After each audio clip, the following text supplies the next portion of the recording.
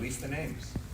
He claims that there are MPs that have participated in interference by foreign governments. He says he has intelligence of that. Don't keep it secret, make it public. Put the names out there. I'm not worried about it. I have nothing to fear of the names being public. I'm confident that I've seen no evidence to suggest that conservative MPs behaved inappropriately, but if I'm wrong, prove it. Put the names out. You know, it's very interesting. Justin Trudeau goes out and makes allegations against other Canadians, but he says he can't tell you who those other Canadians are, and he can't give you any of the evidence. This is insane.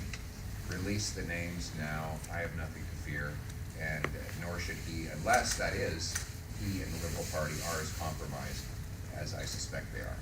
Thank you. Moving on to Darshan Maharaja. Thank you, Mr. Poilievre. Thank you, Good to Darshan. see you again. Likewise.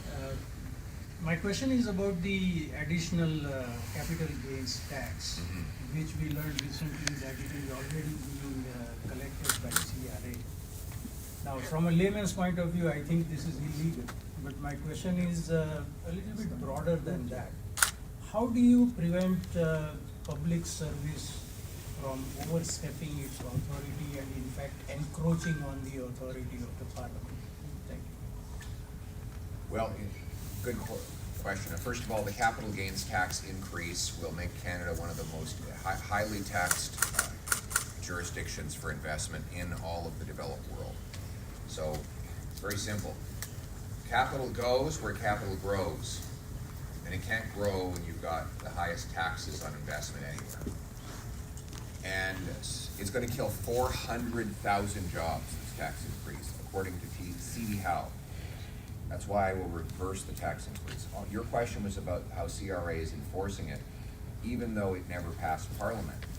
Chrystia Freeland announced it, she introduced it, but it never got voted on. Right. And yet, the tax collectors are implementing it. This is insane. And it should be illegal. The 800-year-old tradition of parliamentary democracy, going back to the Magna Carta of 1215, is that the Crown cannot tax what the people have not voted.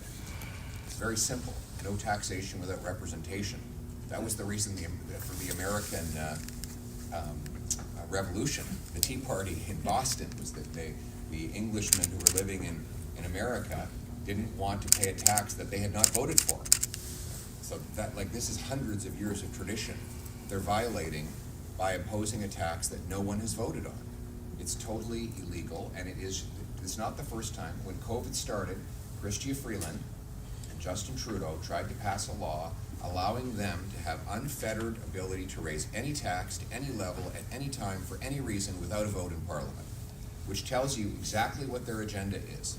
They think all your money is their money. That is the hardcore socialist mentality that they have. It is very dangerous. It is destructive to our economy, and it's why so many people are so poor. When I'm Prime Minister, it will end. I will be cutting taxes, massively cutting taxes, and I will be cutting bureaucracy. You mentioned bureaucracy. I will be cutting bureaucracy. We don't need so many costly bureaucrats. We're going to slash the bureaucracy, and we're going to slash the consultants and all the money that's being wasted in this big, fat, morbidly obese government. Thank you. Thank you. Next up, Fairchild TV. Hi, good evening, Mr. Poilievre. So, as you talk about rising crime stop crimes, we know there are many jewelry robberies happening in Ottawa and Richmond previously. So, how will you protect the local Chinese community businesses and property safety? We're going to lock up criminals. There will be mandatory prison time. So anyone with a rap sheet, a long rap sheet of crime, will be ineligible for bail, probation, parole, or house arrest. They will go to jail, and they will stay in jail. And I think we need to change parole. Right now, parole, it's an automatic right, basically, isn't it? Yes. You get convicted, and the judge says, okay, your sentence is 5 years, but 5 years doesn't mean 5 years. It means what, a year and a half? Actually, even worse than that. They're eligible after serving 1/6 of a sentence. 1/6. 1/6. So- So in this case, 5 years, 10 months. Wow. They're eligible. And that's basically automatic, isn't it? Yes. Like, you should have to serve the entire sentence, and maybe we should bring in something where they earn their release through, not just by behaving well, behaving well should be the bare minimum, but by doing exceptionally positive action in prison, like doing a work program, or getting a skill set, or taking regular drug tests to prove they're no longer addicted to drugs. We can't just let people out automatically on statutory parole, and I will be getting rid of that. The sentences are going to be very long. And if that means more people in jail, then we'll be doing double bunking. There'll be more than one prisoner in each cell. And you know what, though? I don't think there'll be more people in jail, because I think many criminals will be frightened and they will stop doing crime. So that's the approach we're taking: jail, not bail; jail, not bail. Thank you.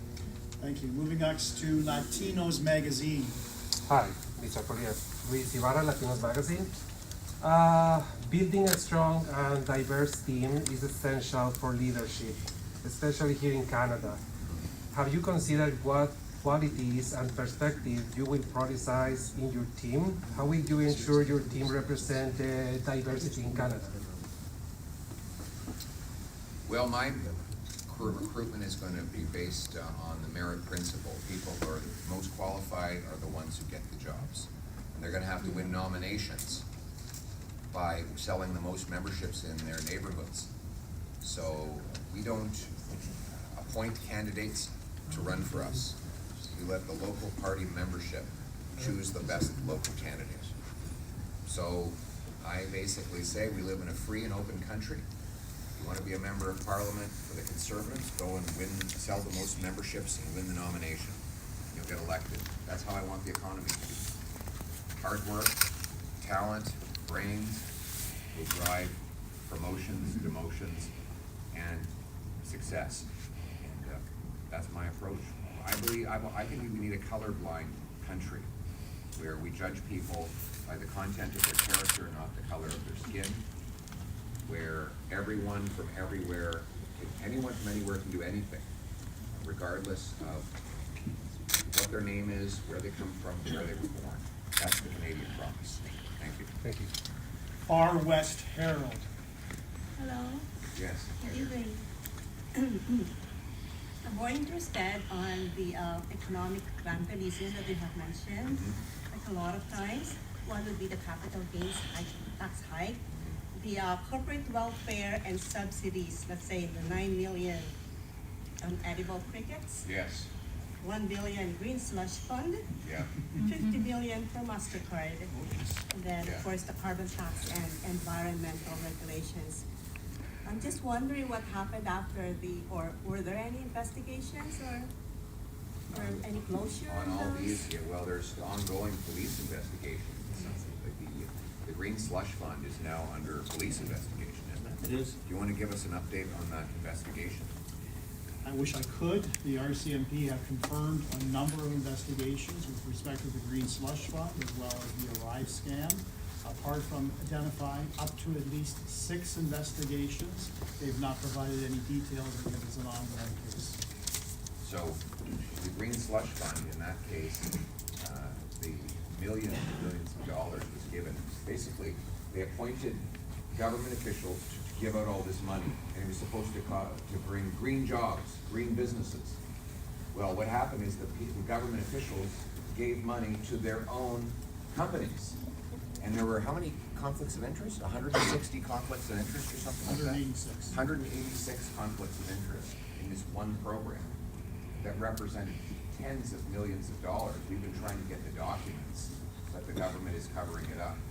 But this is your money. You wonder why your taxes are so high? These people are stealing your money. And when I'm Prime Minister, we're going to pass tougher anti-corruption laws to crack down on this kind of theft. And I will be slashing corporate welfare. We're now giving $40 billion in handouts to mostly large corporations. That's just at the federal level. Why are we giving money to large corporations? Aren't they supposed to make their money by selling products and services to willing customers? I thought that's what it meant to be in business. You guys get any of this 40 billion? It's only well-connected political insiders with lots of money that get the money. So we want to slash this and use the savings to reduce taxes for all people. That way, and businesses. That way businesses keep what they earn rather than taking what you earn. You agree with that? Yeah, and we haven't put closure yet on the We Foundation. Well, the We Charity was another scandal. Yes. Yes. Thank you. Moving on to Canada, your new home. Thank you so much for your non-stop efforts. We appreciate it. And the question is about those people who are afraid when the conservatives are in power. It's going to affect the immigration sector. It's going to be more strict and, a stricter policies. So what would you say? Well, it has to be stricter. I mean, it's been the last 9 years have been a total disaster. Look around you. Has this been good for immigrants? Look at the immigrant communities, how difficult it is to live. In Brampton, they had found 26 international students living in one basement. Like, it's insane. In Canada, we have the highest level of sustained per capita immigration rates pretty much anywhere in the world for 50 or 60 years, and it was not a problem. Because until basically 2021, 3.5 years ago, for reasons I do not understand, suddenly and inexplicably, we went from growing our population by about 300,000 people a year to 1.2 million people a year, out of nowhere. Like, I don't know how this, nobody even decided on it, or at least nobody talked about it publicly. Do you remember any decision or debate on this in Parliament? No.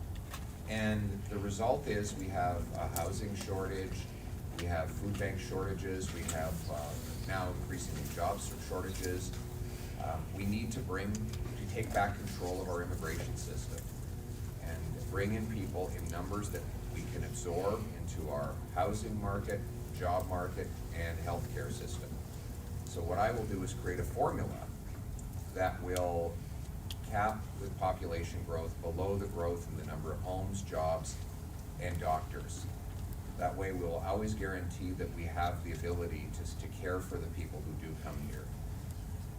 We'll end the fraud and abuse, and we'll also, by the way, there's some great things we're going to do for immigrants. We're going to bring forward a blue seal that will allow provinces to sign on so that immigrant doctors, nurses, engineers, architects can quickly take a test, prove they're qualified, and get licensed to practice in their profession. That will make those immigrants who are here more successful and greater contributors to our country. Thank you. Yes. Next up is Contact. Yeah, I'm here. Mr. Poilievre, what's your view on the possibility of a decreasing sanction to the Russia due to the war in Ukraine? And also, 3 years ago, a Russian airplane was arrested here in Toronto Pearson Airport, and last year, Ukrainian Prime Minister put forward the idea to transfer this plane to Kyiv. So, what's your perspective on it? Sure, what was the last part? Yeah, like Ukrainian Prime Minister, like he said that that's gonna be like the good idea to transfer this plane to Ukraine. So, Okay. yeah, what's your idea on it? I have to look more into this particular plane, but It's the huge plane right here in Toronto, Houston, Yeah. like everyone's like know about it. okay, I'll have to look into that for it. Thank you for raising Yeah, that. what about More- sanctions? But we supported sanctions. We are against Russia's invasion, unprovoked invasion of Ukraine. We think one of the best ways we can help is by breaking European dependence on Russian gas by sending our clean, green Canadian natural gas to European markets. And that way we can bring the jobs back home to Canada rather than having that gas, the natural gas market in Europe fund the Putin war machine, we supported giving the CRB missiles to Ukrainians. Our government was going to dispose of them and destroy those missiles, and the Ukrainians asked for them, and we managed to secure those as conservatives for the Ukrainians. Hopefully, the Russian, Mr. Putin will realize that this invasion is a pointless enterprise and move on so that the people in Ukraine and the people of Russia can have peace. Thank you. Next up, Wojciechowski. Oh, sir, I didn't actually prepare the question. I didn't know that you were going to do that. Actually, my question would be about AI. What do you think about the proliferation of AI, and how Canada should take part in it?